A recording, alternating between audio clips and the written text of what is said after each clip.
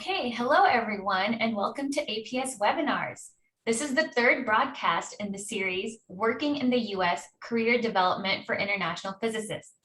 The title of today's webinar is Navigating Cultural Differences, a topic requested by international members of APS. I'm Midhat Farouk, and I'll be your host for today's broadcast. Thank you all so much for joining us. APS webinars are brought to you as a service of the American Physical Society, connecting you with the expertise of individuals who can offer insight into physics careers, educational programs, and professional development for students, working physicists, and educators.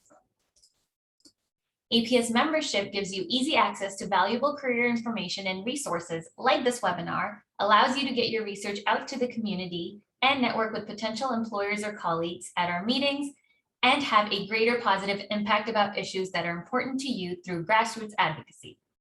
Membership can also help to connect you to a community of like-minded folks through participation in our forums, divisions, and topical groups. If you are not yet an APS member but value the things that APS provides, we encourage you to consider joining today. I also wanted to share the ways in which APS engages with, serves, and supports the global physics community. With over 23% of our current members living outside of the US, APS provides opportunities to physicists around the world by offering a free one-year student membership, as well as other programs and resources that you can explore through the link provided.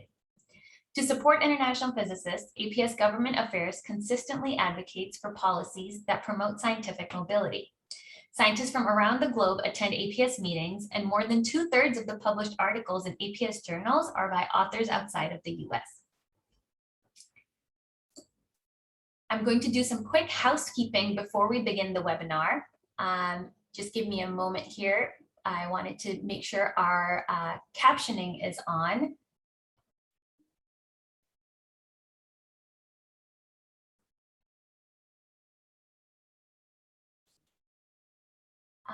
Okay, I'm going to turn that on in just a second.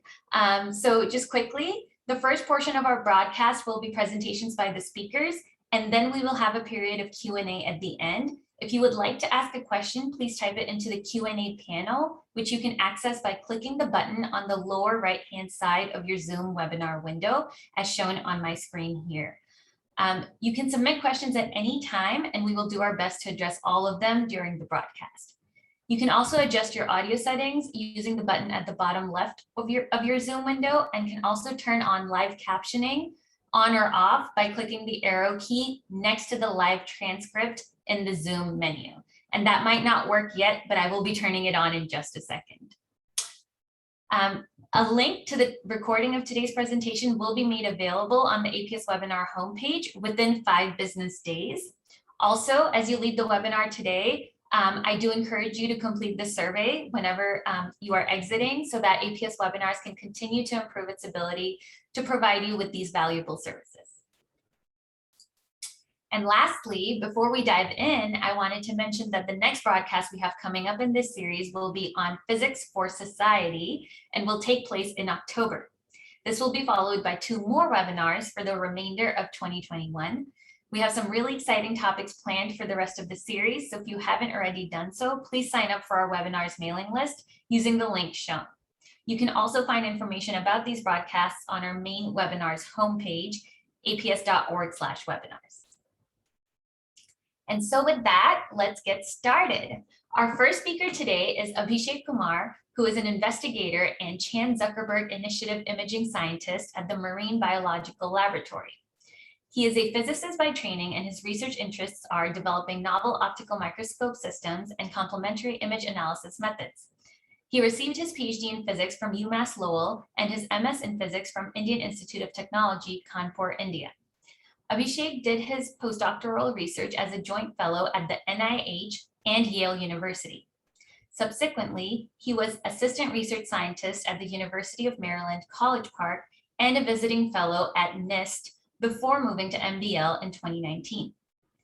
Abhishek is leading the effort to establish MBL's imaging initiative. Currently, his lab's focus is to harness computer vision with home-built multi-view optical microscopes for live imaging. He's the recipient of the Beckman Light Sheet Award, CZI Imaging Scientist Award, the Grass Fellowship, UMass Lowell Chancellor Medal, SPIE Graduate Student Fellowship, and APS Chemical Physics Graduate Student Award. Welcome, Abhishek. Next, we have Shaun Chen, who is a postdoctoral research associate at Cornell University, working in high energy physics within the CMS collaboration. Shaun received her PhD from the University of Illinois Chicago on boosted Z-prime search and CMS pixel detector upgrade in 2021. She served on the Fermilab Student and Postdoc Association in 2017. In this role, Shaun organized the New Perspectives Conference, planned career panels, and advocated for the student and early career community at the lab. In 2020, Shaun was selected as one of 24 APS Career Mentoring Fellows. Currently, she serves as an ex officio advisor for the APS Forum on Graduate Student Affairs and the Committee on Careers and Professional Development. Welcome, Shaun.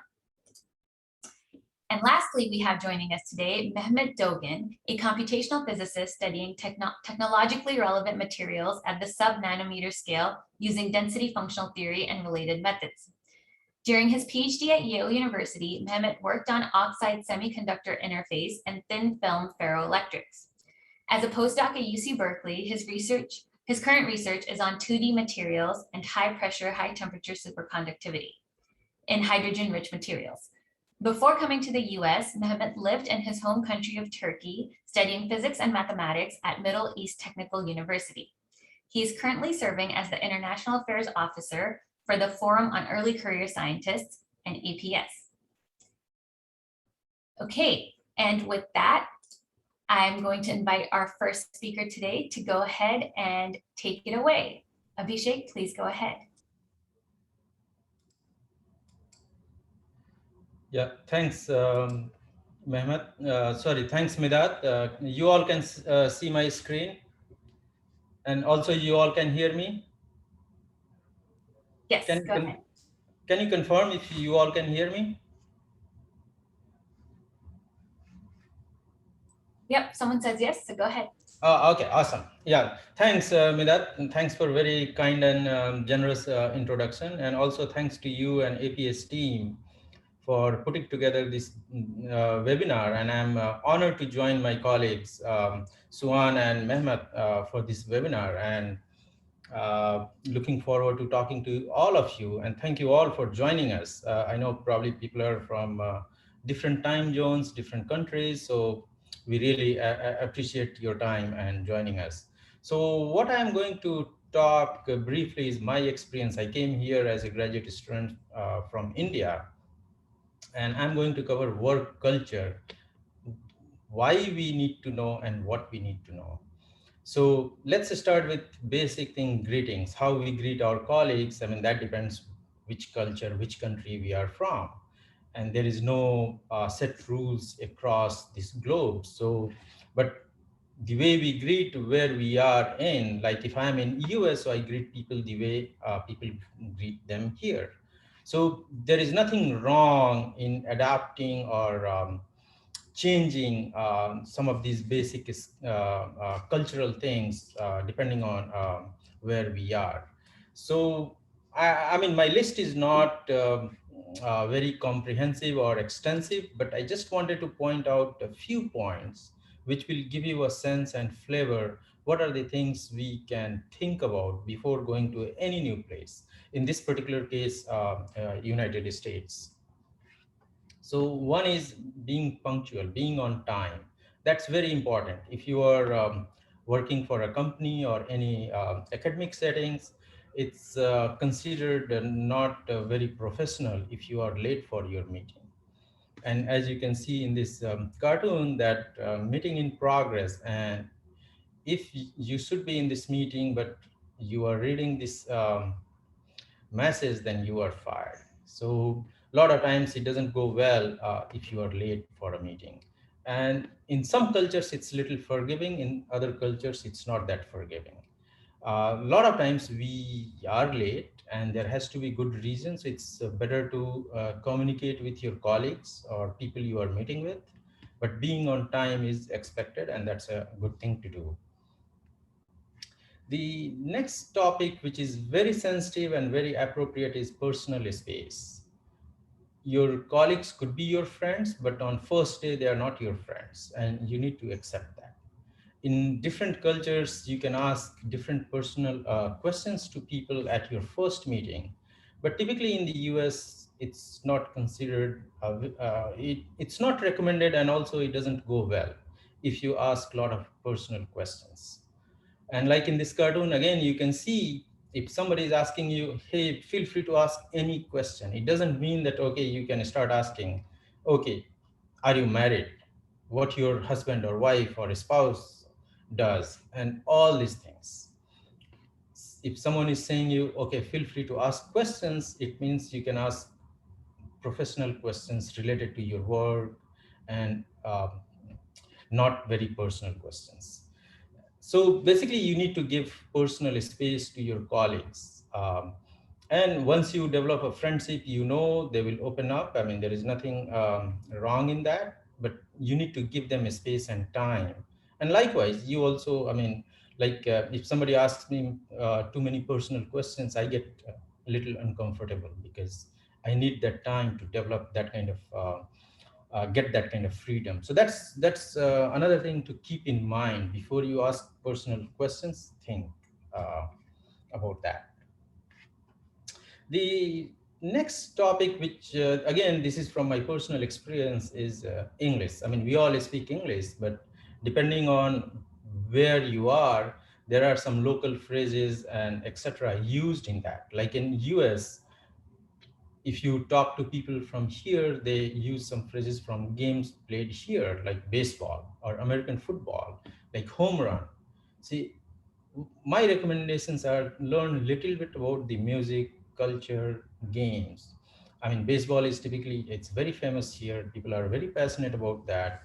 So while talking, they don't realize, but they end up using some of these phrases, and it's very commonly used. So there is nothing wrong in learning some of these things, so that when you are talking to your colleagues and all, you can participate in those conversations as well as you can follow up. And it doesn't take a lot of time or effort, because thanks to internet, you can get all this information. Acronyms, and that's not specific to the US. I mean, any other country you go, there are a lot of acronyms used at workplace. Like here, we use estimated time of arrival. Instead of writing this entire 3 4 words, we write ETA, and that you will see in text messages, emails, and all. FTE, full-time employee. We don't say full-time employee. We just ask, are you FTE? Are you full-time employee? So these kind of, there are probably 30, 40 different types of acronyms which are commonly used both in written and emails and messages. And we don't have to know all these things, but be aware. If you see that there is nothing wrong, you can ask your colleagues, hey, what does it mean? Or ask Google or ask your Alexa and all, and they will tell you. But be aware of all these acronyms because they are used commonly. The third aspect is communication. We don't know everything, and we need to accept that. So we need to communicate with our colleagues, our boss, our team members, wherever we are, whether you are working in industry or academic settings. So keeping a transparent and open communication, that's appreciated, and that helps you as well as your team. So that's very important. If you can't join a meeting, let them know that here is a good, I mean, don't make any excuses, but tell them why you can't join. I mean, that will be appreciated, and people will prepare accordingly. If they know that you can't come for this meeting, or you can't do this or that, then at least they know, so that they will have a backup plan. So keeping open and transparent communication, that's very important, and that will help you and your team both. So it's a win-win situation for both parties. I mean, one thing I really recommend to look at in great detail and carefully is the healthcare. Different countries have different healthcare system. So here, ask all these details, because there are different types of coverages, whether you are going to see a doctor in network or out of network. When I came here as a graduate student, I had a health coverage through the university, and I thought dental and everything is included, which is not. I mean, dental here is not by default included in your health coverage. So ask or get all these details. Otherwise, you will end up going to a doctor and getting a hefty bill. So make sure that you understand what's covered, what's not covered. And in healthcare also, you will see that a lot of acronyms being used. So make sure that you understand those acronyms. Another, if you are working at the university or a company, paid time off. Here, typically we get 12, 13 days paid time off. In many countries, you get 2 months paid time off. So it varies, and there is a broad spectrum. There is no universal rule across the globe. So make sure that where you are working, you are aware how many paid time off days you have per year, and what is the year, calendar starts. Is it start on January 1st, or in some cases it goes by a financial year. So these are some of these things. And again, I said it's not an extensive list, but probably it will help you understand what are the other things you need to be aware of or paying attention to those things. The other aspect, which is in some cases underappreciated, is mentoring. And mentoring is very important. You getting mentoring as well as you also playing this role of a mentor.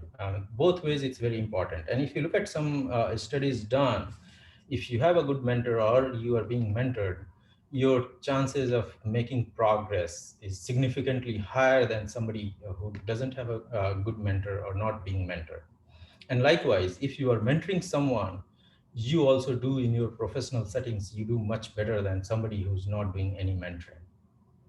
Uh, so in US, it's very flexible, very open system. So look for a good mentor, and that mentor doesn't have to be your advisor or doesn't have to be a professor at your university. You can have a mentor from industry. You can have a mentor from professional societies. And again, I'll give my example. One of my good mentor, she is by training a scientist, but she works at the APS. And basically I reach out to her every time I feel some obstacles or I have some problems. She doesn't solve my problems, that's not her job, but she provides me some guidelines. She shares her experience, and that helps me figure out a future path. The other thing also, don't get confused. There is a difference between coaching and mentoring. Coaching is for performance enhancement, but mentoring is not for performance enhancement. This is for developing you as a scientist, as a professional. So there is a difference. And I like this from PhD comics. If you all follow this, if you go to your PhD advisor or professor or mentor, if you have some problem, whether a research problem, he or she may not have a solution. He or she may not be able to fix it. So it doesn't mean that you can't have a mentor. And mentor is not there to do job for you, but mentor is there to guide you, because he or she can see a bigger picture, which we can't see.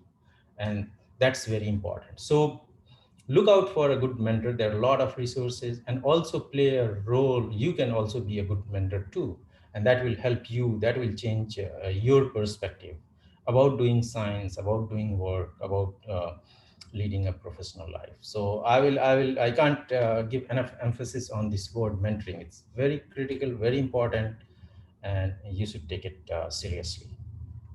Uh, APS has a lot of resources. I'll highly recommend all of you to check it out and also get involved. I got involved with Forum on Graduate Student Affairs when I was a graduate student.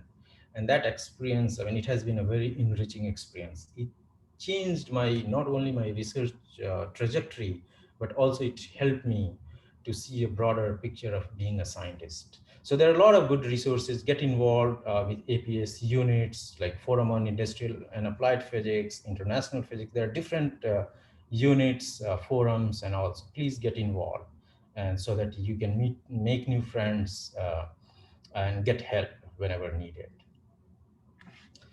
So I have few suggestions. These are suggestions. These are just based on my own experience, and it's not that it's applicable to everybody and every problems, but broadly I divided it into three groups. One is prepare. Before you go to any new country, it doesn't have to be the US, even you go to China, India, Europe, invest a little bit time. If you're going for a few months, you are serious, you are interested, invest a little bit time learn about that culture, learn about a little bit about that country, and that will help you. So prepare yourself, immerse. Once you get there, then immerse in this culture.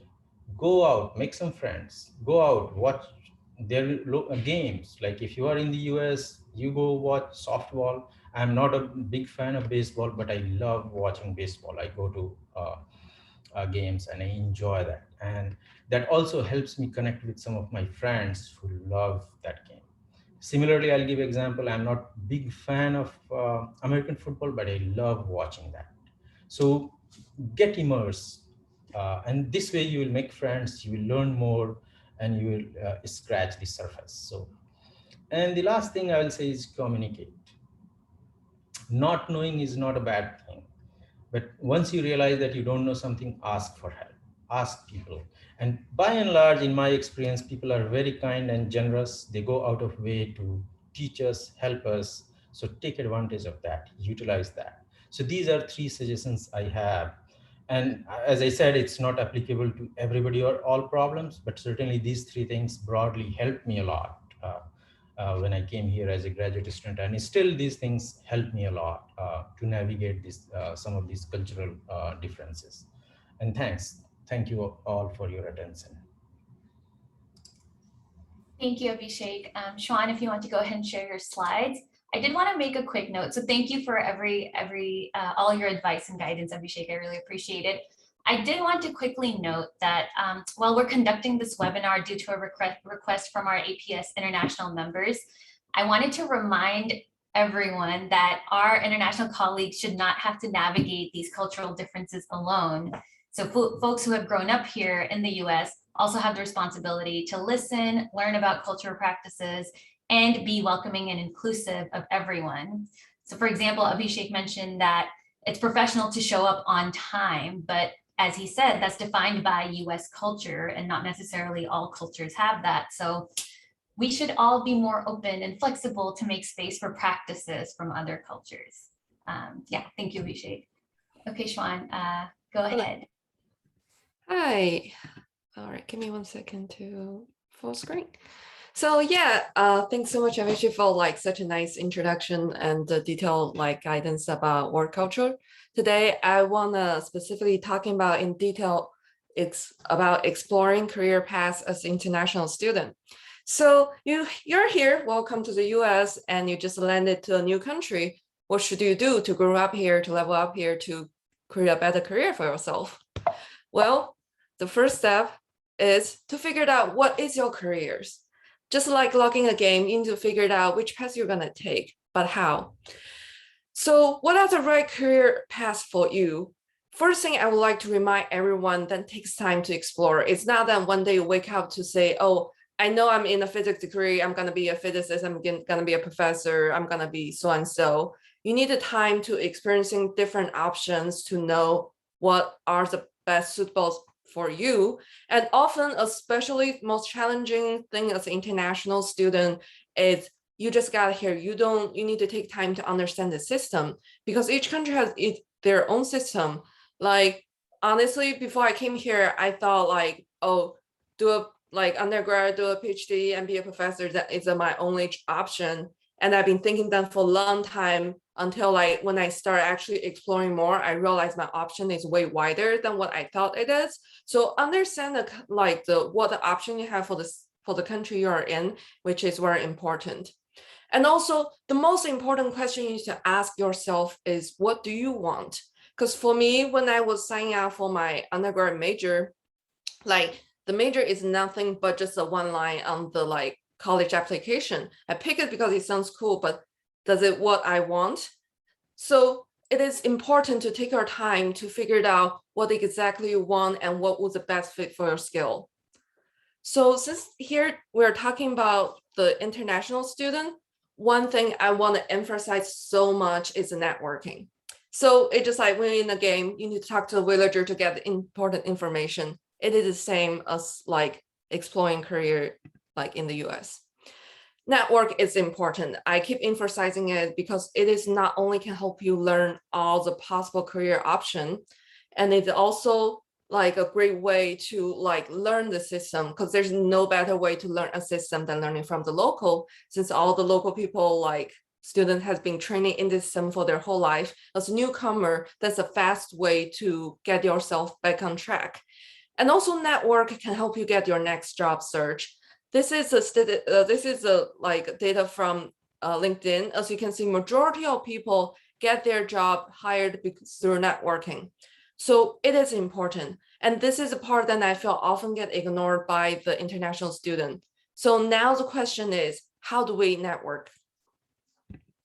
So first thing first, don't be shy. You don't have to have the perfect English to talk to people.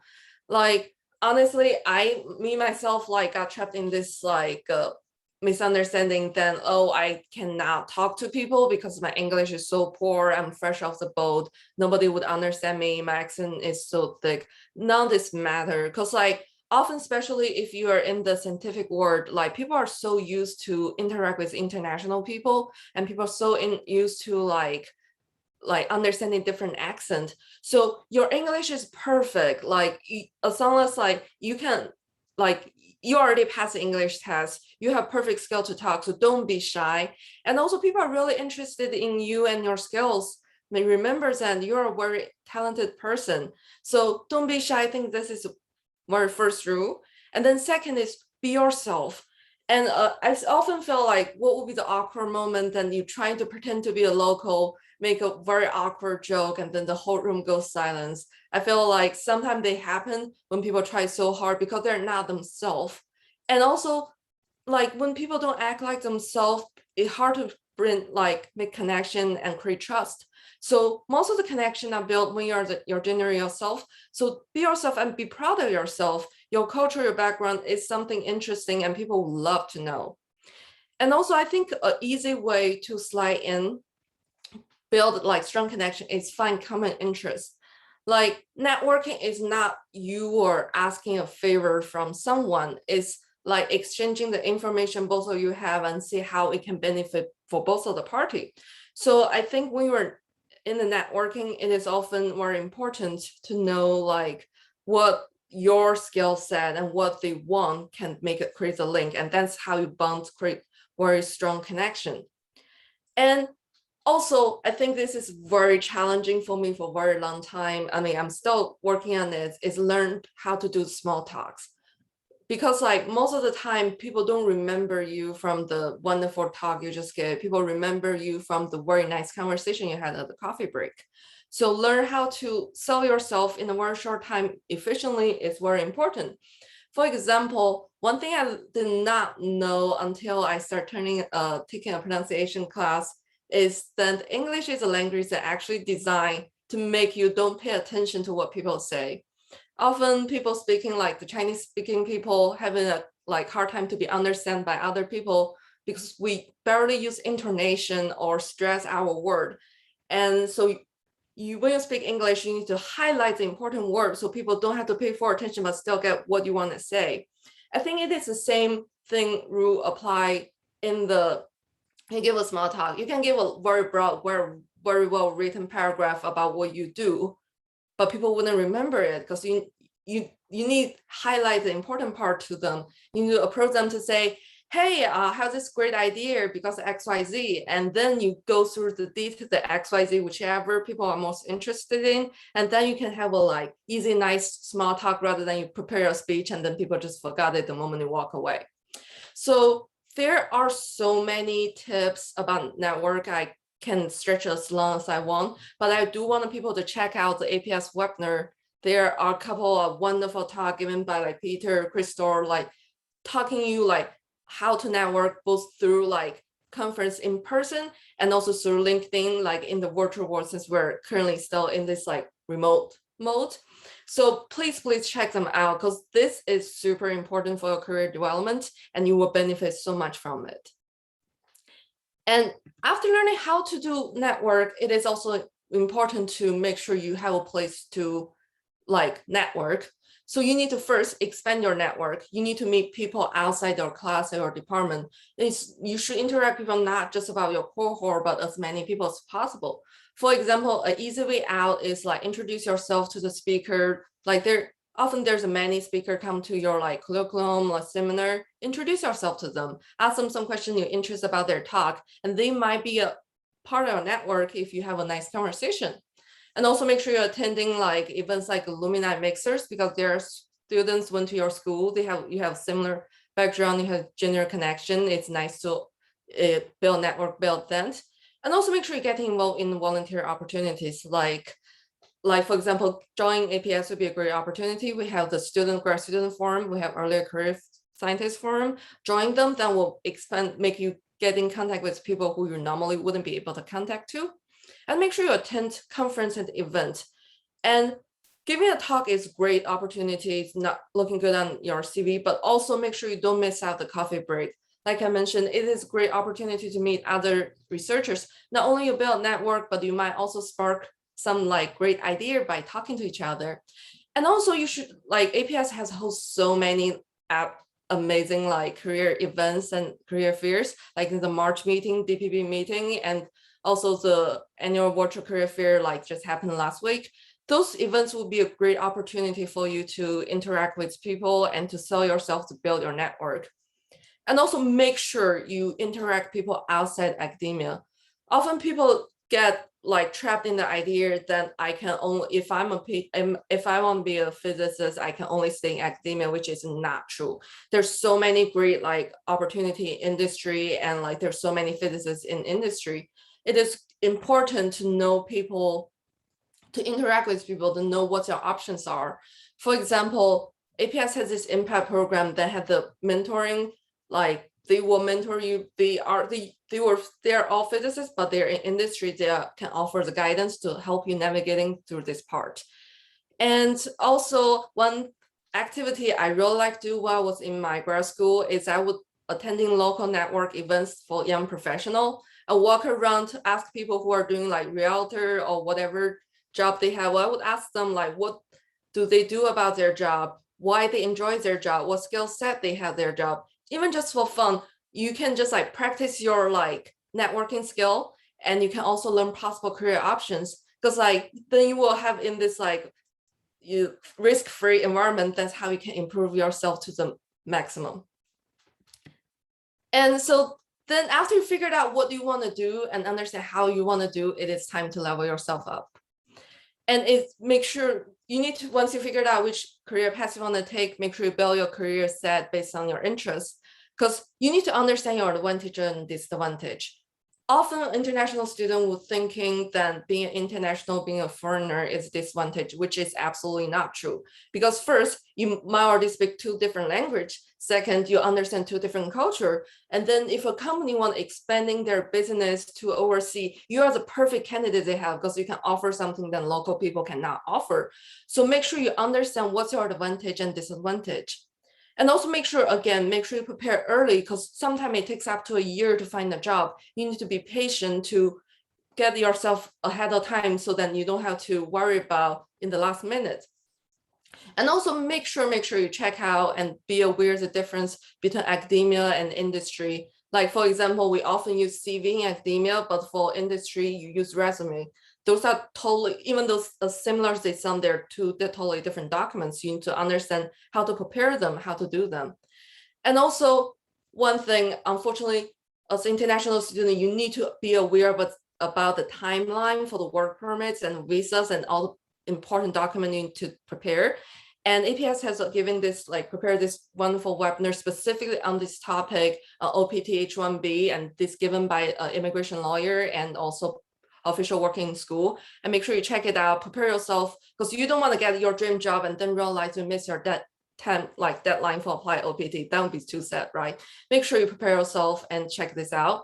And also make sure you always stay connected with people. You build a network, but you need to make sure if there's someone you're actually seeing as a potential employer, you need to make sure you keep remind them that, hey, I may exist, make sure you stay connected with people, and so then they will be a very, very big plus point for your future career. I can go on and on, but I want to make sure that everyone know all the possible resource, all the available resources we have. Make sure you check the APS career page. like Meethan and other people like spend so much time create this wonderful website with all this great information. It has a lot of like training to tell you how to like also information to help you better prepare your career, to help you understand your like possibility. And also there's impact program I mentioned before. You can get industry mentoring.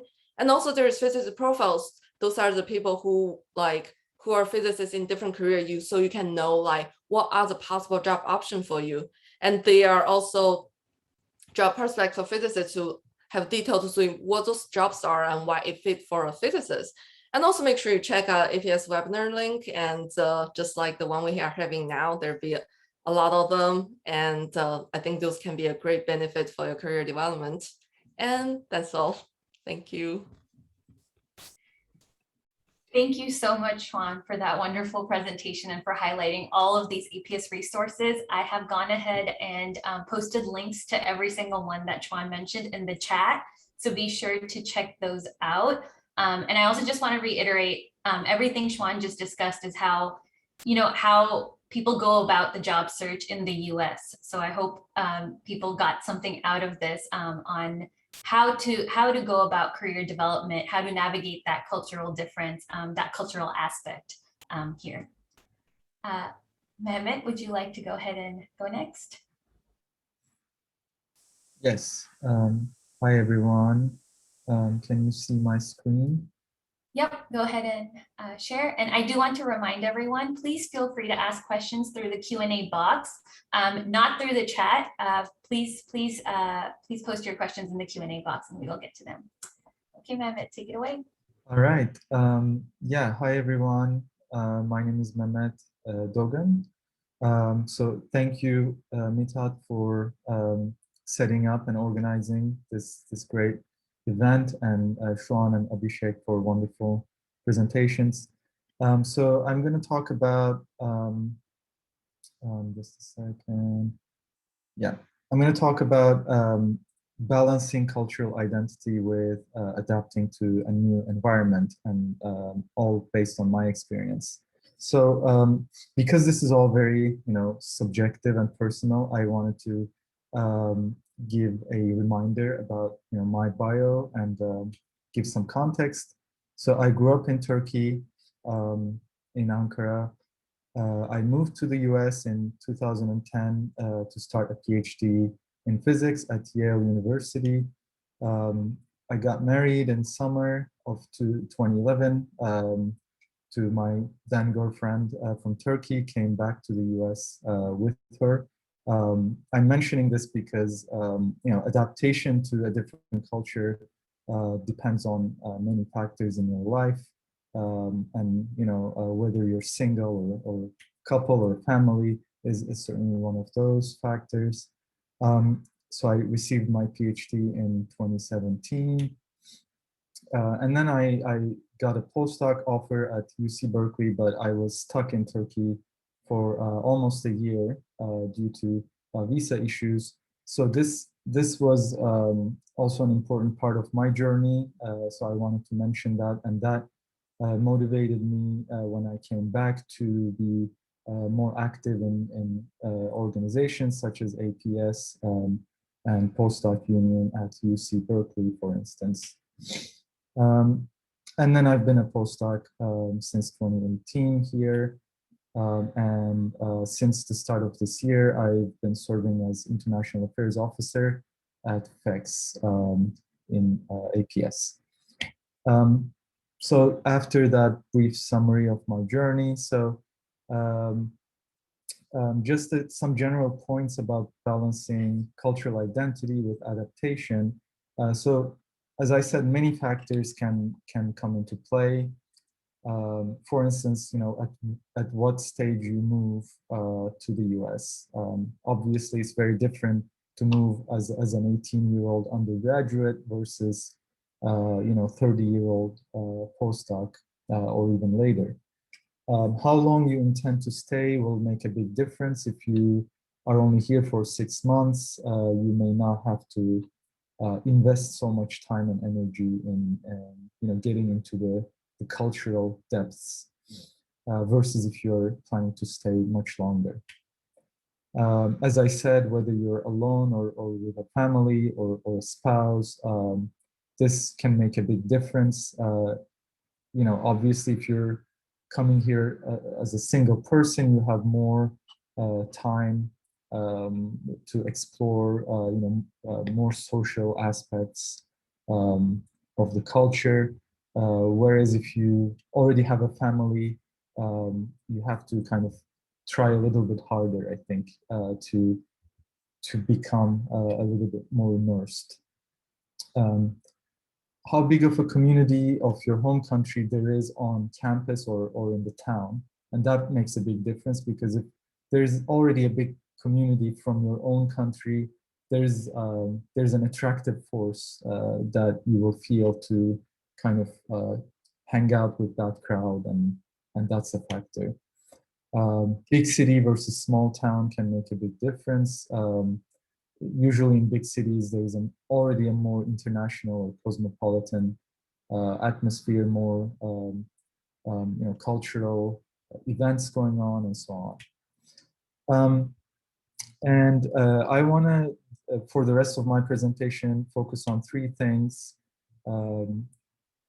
One is things that you may need to adapt to.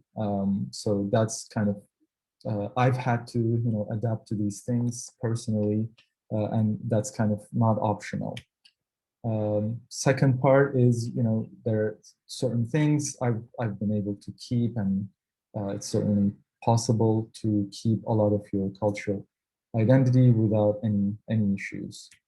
And then finally, some more practical advice based on my experience about how to become more intimately involved in the American culture. So the first point, I divide this into two parts. So things that are expected of you, but somewhat easy to get used to. So first, in my home country, for instance, we've had to talk to our professors in a kind of more explicitly formal way, whereas here you're on a first name basis with most colleagues, including professors. One exception to this, if you're taking a class and you're in a big classroom and they're the instructor, then you call them Professor Smith or whatever. But mainly it's first name basis. Second point, a lot of countries, there's a denser population. The sense of personal space is different, whereas in the US I've had to adapt to kind of standing a little bit more distant from people when speaking, and I think that's a general feature here. With COVID, of course, we're all adapting to more giving each other more physical space, so that might not be too hard. Things like tipping your server, driver, delivery worker, etc. These are not optional generally. Kind of you have to do it. Abhishek already talked about this. When you're talking on in a daily small talk situation with people, you don't go into politics or personal questions all of a sudden. Whereas in where I came from, people were kind of a little bit more relaxed about these boundaries. The second category, as I see it, is sometimes you may have to change deeper habits. For instance, you may be in a group where there's only one person who doesn't speak your native language, and there are 10 other people who speak your language, but it's a group, and you kind of have to speak English to make sure everyone is included. Showing the same respect and regard to every individual, regardless of gender, age, race, etc. So, as I mentioned, in Turkey, the way you speak to kind of an older or more senior person is different usually. from how you speak to someone your age, etc. Whereas in the US, I think it's expected that basically you speak to every individual the same way. And sometimes it requires questioning your habits and changing them. And some social conventions that may not be common in your home country may be common here and expected. For instance, preferred pronouns, you kind of have to pay attention and be accurate about pronouns. And there are also things, as I said, that you're welcome to stick with. For instance, your country's holidays, religious rituals, etc. You're welcome to observe these, and it is totally fine. You can eat and cook your own culture's cuisine. Invite others from different backgrounds to your home, cook for them, or take them to a restaurant of your own culture. These things are all seen as positive cultural exchange, and there is nothing wrong with that. I mean, you don't have to feel like you have to eat hamburgers and pizza all the time.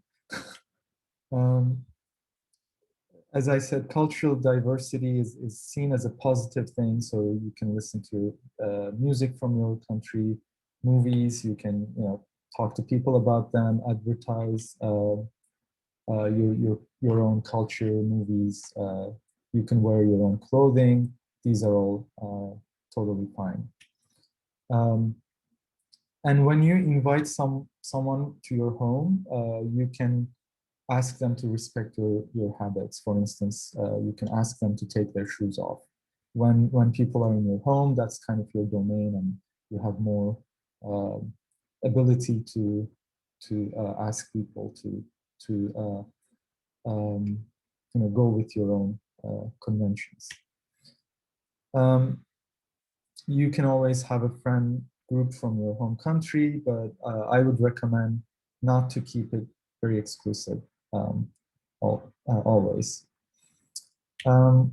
Okay, so lastly, some practical advice about how you can be more intimately involved over longer period of time, because you want to feel at home in this culture. You don't want to feel like a guest for years and decades.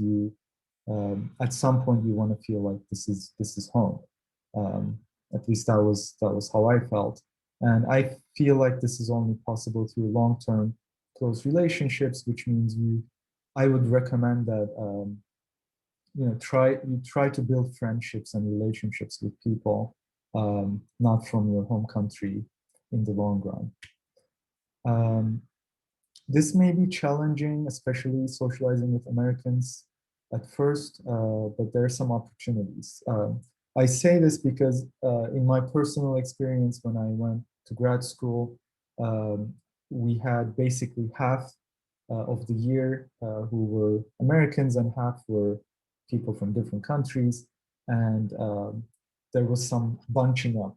Americans were hanging out together, we were hanging out as international students. And this is at first normal and natural, but over time it gets softer, and there's cross socializing. For instance, a lot of departments will hold events, happy hours, etc., to catalyze these kinds of socializing events. And as mentioned also previously, I think by Abhishek, feel free to go to concerts, sports games, cultural events in general, and that will help you in socializing and understanding the culture. I would say in the long term, joining organizations and being active in organizations can create long-term engagements, long-term relationships, and enrich and deepen your understanding of the culture and comfort level. So for instance, I've been active in the postdoc union here, and I've been active at APS, in FEX, and these things will, you are engaging more with the issues, engaging more with life, and in a little bit more complex and deeper way. I think the type of housing can also make a big impact, especially in the first years. So if you're in a dorm, you will be interacting with students, and the distribution of the students can impact your cultural involvement level. So in my personal experience, I stayed in an in-law suite for 2 years, which means I was basically staying in the attic of an older American person, and I interacted with her a lot, and that gave me a big kind of a kickstart in understanding the culture here. Yeah, as a final note, this presentation I think was very preachy, but there's no need to be nervous. These things mostly happen spontaneously. I would say observe social cues and be open to new experiences, and you'll be fine. And don't forget to keep in touch with folks back home. Thank you. Thank you so much, Mehmet and Shaun and Abhishek for the wonderful presentations. I do just want to add that moving to a new country can be scary and challenging. So to all our attendees, I hope you found the tips from our wonderful presenters today to be useful, and that you're able to become part of a community wherever you are that is welcoming and inclusive. Okay, so at this point, we are going to go ahead and open the floor up to questions. So just a quick reminder, if you haven't had a chance to yet, you can click the Q&A box at the bottom of your Zoom window and enter any questions that you may have. So one question that did come in earlier was, how should I prepare myself? So I think there were lots of tips given, and it's a little bit general, but I believe Abhishek, you had some tips specifically on preparing to work here, right? Would you mind just going through those again quickly? Sure. Yeah. Thanks. That's a great question. How to prepare? And one thing I'll say is, wherever you are going, and in this particular case, if you are coming to the US, learn a little bit about culture of the US, music, sports, little bit history, geography. I mean, just you don't have to spend days and days, just spend whenever you have 5 and 10 minutes, so that when you come here, you can basically have a sense and have a common topics to talk with people and figure it out, what people do here, what they enjoy. If they're talking about, like, I'll again give you example of a baseball. If you know a little bit about a baseball, I came from a cricket playing country. We don't play baseball there, but I picked it up here and I like it. So basically, and that gives me a common thread to talk to people who are already here and who are integrated in this fabric. So spend a little bit time. Nowadays, it's much easier. The other advice I'll give is, I mean, most of us, we know somebody who's already here. Ask them what are the things they recommend, because that's easy. I mean, you'll have some pointers to get started. And once you start, then, I mean, you will figure it out. I mean, so that's my. Thanks, Abhishek. Shaun or Mehmet, do you have anything to add to that?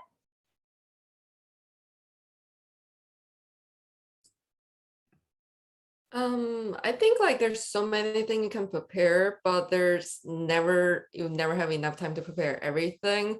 I think maybe just prepare yourself for any cultural shock, to prepare yourself to know, like, I think it's one important thing I want to emphasize here is that to prepare that even though how different the culture is, still be yourself and to be proud of what you are and be confident of who you are. I think that's the most important to keep you moving forward, because like if you like want to change yourself to be too Americans, then you might lose yourself in the way. So I think prepare yourself for a big culture shock and prepare yourself to how to embrace it and like be part of it. And I think that's I would say that's the most important thing to be prepared about. Yeah, I would agree with that, and I would also add it's you know you're not going to really be able to prepare. The cultural adaptation happens here when you're actually living in the country. So I think it's mostly preparing your mindset to go through that kind of experience. Thank you all. Yeah, I agree. You know, like sometimes watching American TV shows or movies can help, but the real work, the real adaptation happens here for you and your community to learn about you and your culture. I actually moved to the US when I was in 4th grade, and I thought I knew English and understood English. And coming here, I just couldn't understand anyone because they were speaking so fast. Which is part of why I went into math and physics, because I could understand that without having to understand English. But yeah, it takes time. So just, you know, be kind to yourself. Know that you won't know everything immediately, and that's okay, and you'll get there. I also just wanted to quickly read this comment from an audience member that we have in the chat. I loved Mehmet's slide about things you are welcome to hold on to. That was great. As an American, I had never thought of those things, and I can confirm that he is 100% correct. Thank you to the audience member who added that. I agree with you. Okay, so I want to thank all of our panelists one more time. Our time is almost up, so it's all the time we have for the official webinar. If we didn't get to your question, I want to apologize for that, but I encourage you to follow up by sending an email to webinars@aps.org, and we'll forward your questions to speakers for comment. I also wanted to remind you that a recording of the video presentation will be made available on the APS webinar homepage. Please allow 5 business days for upload. Also, lastly, please take a moment to give us some feedback as you leave today by filling out the short survey that will pop up as you leave. It will really help us to improve things in the future. Thank you again, everyone. Thank you to all of our panelists. Thank you for attendees, and I hope to see you again at the next broadcast. American Physical Society, copyright 2021, all rights reserved.